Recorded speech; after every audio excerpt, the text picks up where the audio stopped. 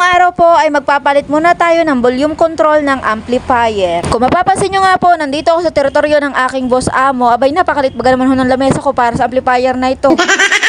Dahil busy nga rin po ang amo ko niya sa pagtitinda at kinakausap niya rin po yung mga customer dito, ay di ako muna dito ang gagawa. Ang problema nga po nito ay garal-gar at kailangan po palitan natin lahat ng volume control dahil kinalawang na. Diyan nga kung mapapansin nyo ay isa-isa ko na nga tinatanggal ang hinang ng mga volume control na aking papalitan. Sabi ko na nga po dati sa vlog ko na ang kaya ko lang po talagang gawin sa amplifier ay ang pagpapalit ng mga volume control. At pagdating naman po sa board niya ay aray ko, hindi na po ako nangangahat.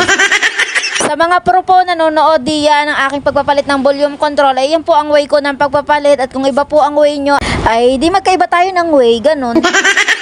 Basta ang mahalaga naman po diyan ay napatugtog mo at gumagana at hindi na yung problema ng may-ari niyan, yung pinoproblema niya, ang mahalaga ay maayos na. Ay hindi ko po alam kung naintindihan nyo yung sinabi ko, basta yan patapos na po tayo sa pagpapalit. Kaya sa totoo lang po ay ayoko talagang gumawa ng tutorial at hindi talaga ako magaling magpaliwanag at baka kayo magkandalito-lito lamang.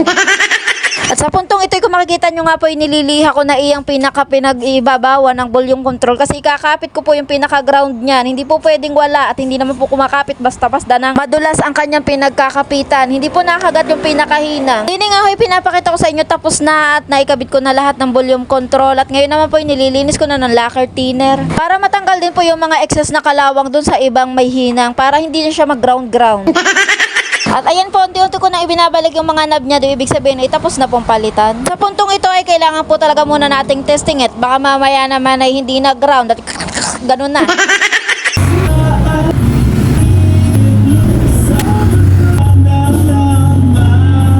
At nang sa tingin ko naman po ay maayos na, kaya ayan po akin ang tatakpan. At syempre bago po natin i-turn over sa may-ari ay ating tetestingin at ipaparinig muna natin sa kanya na maayos na.